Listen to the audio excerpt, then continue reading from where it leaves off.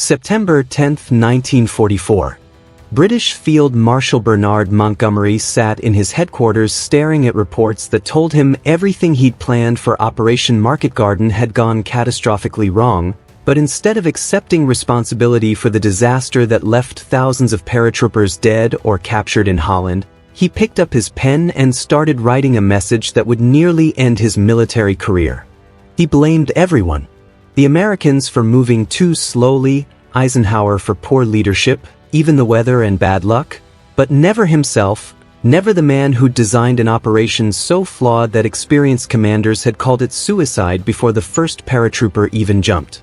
Montgomery's message was so insulting, so full of excuses and finger-pointing, that when it reached Supreme Commander Dwight Eisenhower's desk, the normally calm American general went into a rage so intense that his staff thought he might actually fire the British commander on the spot. His face turned red, his hands shook as he read the pages, and officers who'd served with Eisenhower since North Africa said they'd never seen him lose control like this, not even during the darkest days of the Italian campaign when everything seemed to be falling apart. But here's the thing. This story gets even more insane because what Eisenhower said in response would expose the brutal truth about Allied command, national pride, and the disaster that Montgomery refused to own, and it would nearly tear apart the alliance that was supposed to defeat Hitler. Quick thing before we continue, hit subscribe if you want more incredible WW2 stories like this because we're building something special here at WW2 Vault, and you'll want to be part of it when we drop our next combat story. What Montgomery didn't understand was that Eisenhower had spent the last 3 weeks defending him to American generals who wanted the British commander relieved of duty immediately, and now Montgomery had just made that defense impossible by blaming the very people Eisenhower needed to keep the Allied coalition together. General George Patton had been calling Montgomery a cautious fool for months. General Omar Bradley thought the British commander was more interested in glory than winning the war, and even generals who tried to stay diplomatic were privately telling Eisenhower that Montgomery's arrogance was becoming a liability that the alliance couldn't afford. Eisenhower had listened to all of it, absorbed the complaints, smoothed over the tensions, and kept telling his American commanders that they needed Montgomery because the British public loved him and kicking out their hero would create a political crisis that could weaken the entire war effort. Now Montgomery had just thrown all that diplomatic protection back in Eisenhower's face with a message that blamed Americans for a British failure. This is the story of how one man's ego nearly destroyed the Allied command structure in Europe and almost got him fired in the process. To understand why Eisenhower was so furious, you need to know what Market Garden actually was and why it failed so spectacularly. Montgomery had sold the operation to Eisenhower as a bold stroke that would end the war by Christmas, a massive airborne operation that would drop 35,000 paratroopers behind German lines to capture a series of bridges across Holland and open a corridor straight into Germany's industrial heartland. The plan looked beautiful on paper because if it worked, Allied forces would bypass the heavily defended Siegfried Line, cross the Rhine River at Arnhem, and drive straight into the Ruhr, Germany's industrial heart, potentially knocking the Germans out of the war before winter.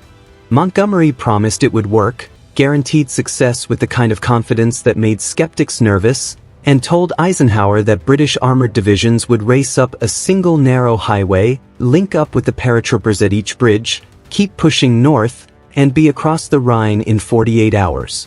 It was ambitious, maybe too ambitious, but Montgomery had just won a great victory at Normandy and his reputation was at its peak, so when he promised this would work, Eisenhower felt pressure to approve it despite his doubts. American commanders hated the plan from the start because they looked at the maps and saw everything that could go wrong. The attack route was a single highway, 64 miles long, running through flat Dutch countryside where German forces could hit the flanks from both sides and turn the entire column into a shooting gallery. There was no room to maneuver, no alternate routes if something went wrong, and the whole operation depended on British tanks moving fast enough to reach the paratroopers before German reinforcements could surround them. General Bradley called it a pencil-thin thrust that would snap the moment Germans applied pressure. Patton said it was the stupidest plan he'd ever seen, and several British commanders privately agreed but were too intimidated by Montgomery's reputation to say it out loud. Eisenhower approved it anyway because Montgomery had been complaining for weeks that the Supreme Commander's broad front strategy was too cautious, and Eisenhower wanted to prove he could support bold operations when they made sense, even if this one made him nervous. That decision would haunt him for the rest of his life. The operation launched on September 17th with the largest airborne assault in history, and for the first few hours everything seemed to be working because Allied planes controlled the skies, paratroopers landed in their drop zones, and British tanks started rolling up the highway toward the first bridge objectives. Then reality hit. German resistance was fiercer than intelligence had predicted because 2 SS Panzer divisions were refitting near Arnhem, and nobody had told the paratroopers they'd be fighting elite armored units instead of the demoralized garrison troops they'd been briefed about. The single highway became exactly the death trap American commanders had predicted, with British tanks bunching up in long columns that couldn't spread out or maneuver when German forces hit them from the sides, and the advance that was supposed to take 48 hours started taking days. Paratroopers at the bridge in Arnhem found themselves surrounded, cut off, fighting desperately against overwhelming German forces while they waited for relief columns that kept getting delayed by German counterattacks along the highway. By September 20th, 3 days into the operation, it was clear that Market Garden was failing because the British armored spearhead couldn't break through German defenses quickly enough. Communication between ground forces and paratroopers had broken down completely, and the men at Arnhem were fighting for their lives in what had become a desperate last stand. American airborne units that had captured bridges further south were holding their positions and screaming for support, but Montgomery's ground forces couldn't get to them fast enough because the single highway was clogged with destroyed vehicles, and every attempt to push forward ran into German anti-tank guns that were picking off British tanks one by one. The weather turned bad, preventing air support and supply drops, and the paratroopers at Arnhem started running out of ammunition, food, and medical supplies while they fought house to house against German forces that kept getting stronger. The British 1st Airborne Division at Arnhem held out for 9 days in some of the most brutal urban combat of the entire war, fighting from ruined buildings, taking massive casualties, watching their friends die while they waited for relief that never came. On September 25th, Montgomery finally admitted defeat and ordered the survivors to withdraw across the Rhine under cover of darkness, leaving behind thousands of dead and wounded soldiers who trusted that the plan would work. Out of the 10,000 British paratroopers who'd landed at Arnhem, only about 2,000 made it back, and many of those were wounded or suffering from exhaustion and trauma. The failure was total, a military disaster that accomplished nothing except getting thousands of men killed for a few miles of Dutch territory the Allies would have to fight for again later, and everyone from generals to privates knew exactly whose plan had failed. Montgomery should have owned it immediately, should have stood up and told Eisenhower that his plan had been too ambitious, that intelligence had been wrong about German strength, that he'd underestimated the difficulty of the operation and took full responsibility for the lives lost. That's what good commanders do when their plans fail. They accept responsibility, learn from mistakes, and move forward. But that's not what Montgomery did because accepting failure wasn't in his nature, and the idea that his reputation might be damaged by admitting he'd been wrong was more than his ego could handle. Instead of taking responsibility, he started looking for other people to blame, and he found plenty of targets. Montgomery's message to Eisenhower was a masterpiece of deflection and excuse-making that would have been almost impressive if it wasn't so insulting to everyone who'd fought and died in Holland. He claimed Market Garden had been 90% successful, which was such an absurd statement that American officers who read it actually laughed out loud before getting angry because the main objective of the operation, capturing the bridge at Arnhem and crossing the Rhine, had failed completely. Saying Market Garden was 90% successful was like saying the Titanic had a 90% successful voyage because it got most of the way across the Atlantic before sinking. Montgomery blamed American General Omar Bradley for not supporting him strongly enough with supplies and reinforcements, even though Bradley's forces had been fighting their own battles and couldn't just stop everything to support Montgomery's risky operation. He blamed the logistics system for not delivering enough fuel and ammunition, ignoring the fact that the single highway his plan depended on had made supplying the advance nearly impossible.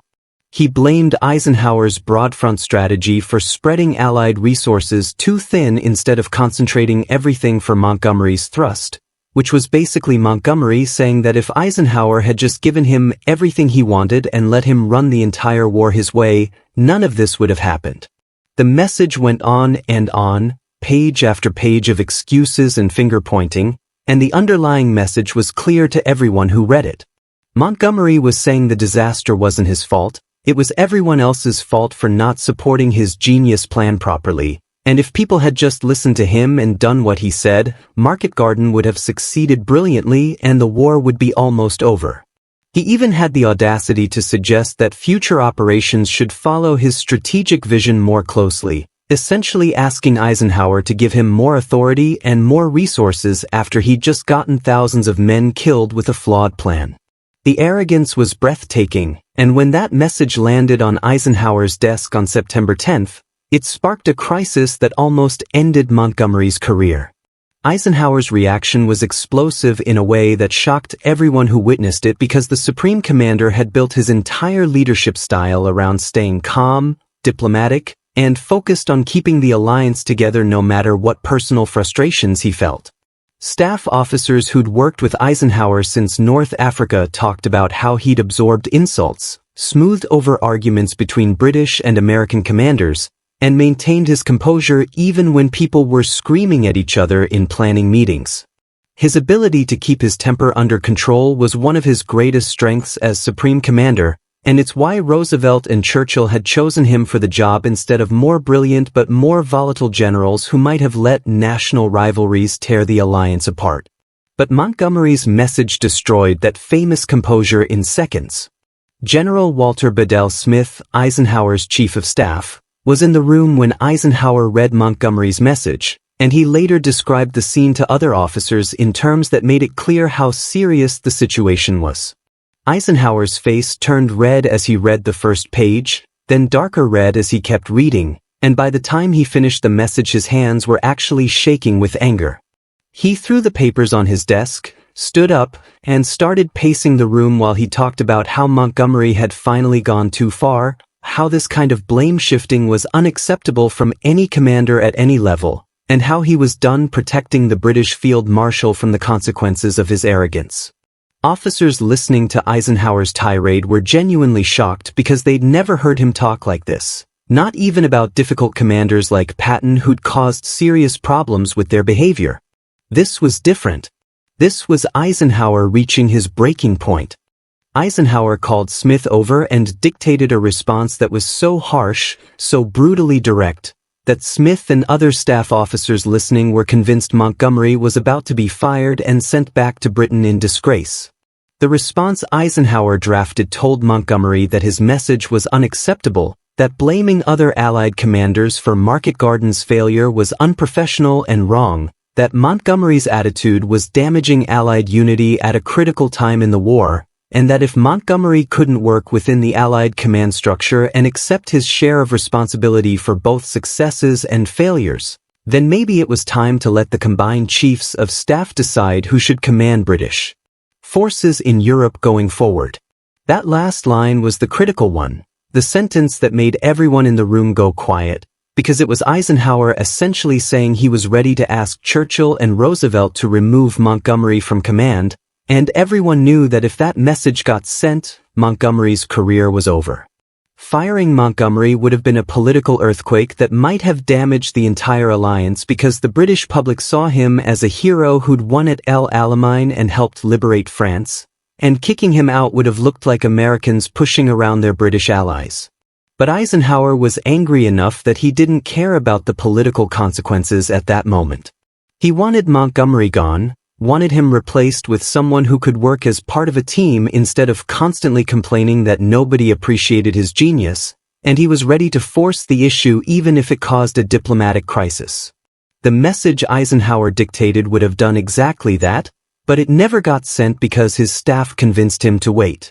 Smith and other senior officers spent the next hour talking Eisenhower down from his anger, pointing out that firing Montgomery right now would create massive political problems, that Churchill would be furious, that the British press would turn it into a story about American generals undermining British heroes, and that the whole incident could damage the alliance at exactly the wrong time when Allied forces needed unity to push into Germany.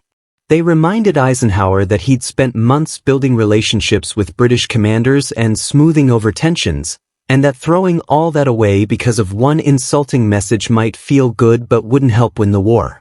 Eisenhower listened, cooled down gradually, and finally agreed to wait and think about the political implications before doing something that couldn't be undone.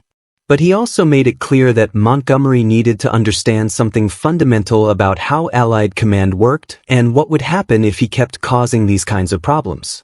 What happened next was Eisenhower sending a different message to Montgomery, one that was still firm and clear about the seriousness of the situation but more carefully worded to avoid triggering an immediate political crisis. The revised message told Montgomery that the blame game had to stop immediately because they were fighting a war against Germany, not each other, and that Allied unity depended on commanders accepting both credit for successes and responsibility for failures. Eisenhower made it clear that Market Garden had failed, that Montgomery bore significant responsibility for that failure, and that trying to shift blame onto other commanders was unacceptable behavior that Eisenhower wouldn't tolerate. The message also included a warning that was diplomatic on the surface but unmistakable in its meaning.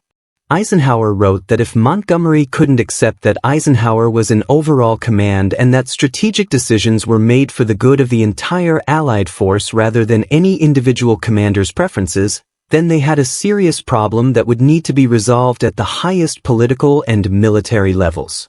The message was carefully worded to avoid directly threatening Montgomery's job, but the implication was crystal clear.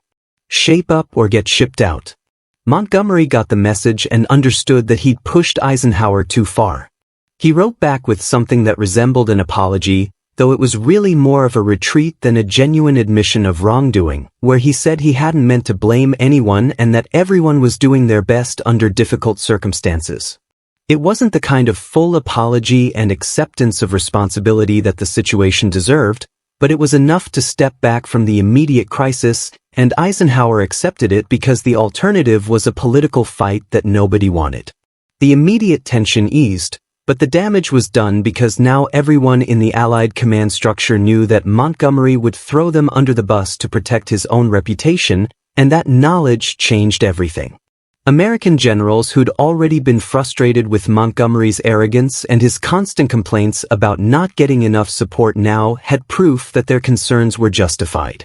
Patton told Eisenhower directly that Montgomery should be fired immediately before he caused more problems. Bradley said he wouldn't trust Montgomery to support American operations after this incident, and even generals who tried to maintain good relations with British commanders were privately telling Eisenhower that Montgomery had become more trouble than he was worth. They pointed out that Montgomery's slow, methodical approach to warfare meant he rarely took advantage of opportunities for rapid advances, that his constant demands for more resources came at the expense of other operations, and that his attitude toward American commanders was creating resentment that made cooperation harder. The Market Garden disaster and Montgomery's response to it had confirmed everything they'd been saying, and they wanted him gone. Eisenhower resisted the pressure to fire Montgomery because he understood that the alliance between America and Britain was bigger than any one general's ego and that maintaining that alliance was essential to winning the war. He couldn't just ignore political realities because he was angry at one commander, no matter how justified that anger was. But he also made sure Montgomery understood that his position wasn't secure anymore, that another incident like this would end his command regardless of political consequences, and that Montgomery's influence over Allied strategy had been permanently diminished by his behavior. From this point forward, Montgomery would command his forces, but he wouldn't have the kind of authority or trust he'd enjoyed before Market Garden. The real turning point came when British Prime Minister Winston Churchill got involved after hearing about the dispute through diplomatic channels. Churchill understood immediately how serious the situation was because if Eisenhower and Montgomery couldn't work together, It would damage Allied operations and create a political crisis that could hurt Britain's relationship with America. Churchill personally called Eisenhower to smooth things over, and the conversation between them was remarkable for its honesty. Churchill essentially told Eisenhower that he understood Montgomery had been wrong to blame others for Market Garden's failure, that the British commander's ego had gotten the better of his judgment, but he asked Eisenhower as a personal favor to keep Montgomery in place for the sake of Allied unity and British morale. Churchill reminded Eisenhower that Montgomery was a symbol to the British people of their nation's contribution to the war effort, and that removing him would be seen as Americans pushing their weight around and treating Britain like a junior partner. Eisenhower agreed to Churchill's request, but he also made sure the Prime Minister understood that this was the last time he would protect Montgomery from the consequences of his behavior. Eisenhower told Churchill that Montgomery was on thin ice, that future incidents would result in his removal regardless of political consequences, and that Churchill needed to have a very direct conversation with Montgomery about knowing his place in the Allied command structure and working with Americans instead of against them. Churchill understood the message perfectly and reportedly had what British officers described as a very uncomfortable meeting with Montgomery, where the Prime Minister made it clear that Montgomery's career depended on him keeping his ego in check and stopping the blame game immediately. Montgomery survived the crisis, but he was never the same commander after Market Garden because the operation's failure and his attempt to blame everyone else had destroyed his credibility with the American commanders who made up the majority of Allied forces in Europe. He kept his command of British forces, continued fighting through the rest of the war, and even participated in the final push into Germany, but he never again had the influence or authority he'd enjoyed before September 1944. Eisenhower made sure that future operations were designed so that Montgomery couldn't go rogue and launch another risky operation without proper oversight, and American commanders who'd been willing to give Montgomery the benefit of the doubt before Market Garden now watched him carefully and pushed back against any suggestions that seemed too ambitious or risky. The incident also changed how Eisenhower handled the political side of his command because he realized that protecting difficult commanders for the sake of alliance unity had limits, and that sometimes you had to be willing to force confrontations even if they created temporary political problems. After the Montgomery crisis, Eisenhower was more willing to push back against British requests for special treatment and more assertive about making sure American interests were represented in strategic planning. The balance of power within the Allied command shifted subtly but permanently in favor of American leadership because everyone understood that Eisenhower had been willing to fire Montgomery and that only Churchill's intervention had prevented it. For Montgomery personally, the lesson should have been clear. Ego and excuses don't win wars. Blaming others for your failures destroys trust faster than any battlefield defeat. And even the most famous general in the British Army can't survive if he turns allies into enemies through arrogance and deflection. Market Garden failed because the plan was flawed from the start, too dependent on everything going perfectly in an environment where nothing ever goes perfectly, but Montgomery's career nearly ended because he refused to admit that simple truth. He'd let his ego write a check that his military skills couldn't cash, and when the bill came due, he tried to make everyone else pay it for him. That's not leadership. That's cowardice dressed up in a Field Marshal's uniform. What Montgomery learned that September was that responsibility flows upward in military command, that leaders get credit for successes but also have to own their failures, and that trying to shift blame when things go wrong is the fastest way to lose the respect and trust of the people you need to work with. The paratroopers who died at Arnhem deserved a commander who would honor their sacrifice by accepting responsibility for the plan that got them killed, but instead they got a commander who was more worried about protecting his reputation than learning from his mistakes. That's the real tragedy of Market Garden, not just the military failure but the leadership failure that came after it. Thanks for watching this story from WW2 Vault about the moment Montgomery's ego nearly cost him everything and almost tore apart the Allied command structure. Next week we're covering the Battle of the Bulge and the story of the American soldiers who held Bastogne when everyone else said it was impossible, refused to surrender when Germans demanded it, and changed the course of the entire German offensive through sheer determination. Hit subscribe so you catch that story when it drops. We'll see you in the next one.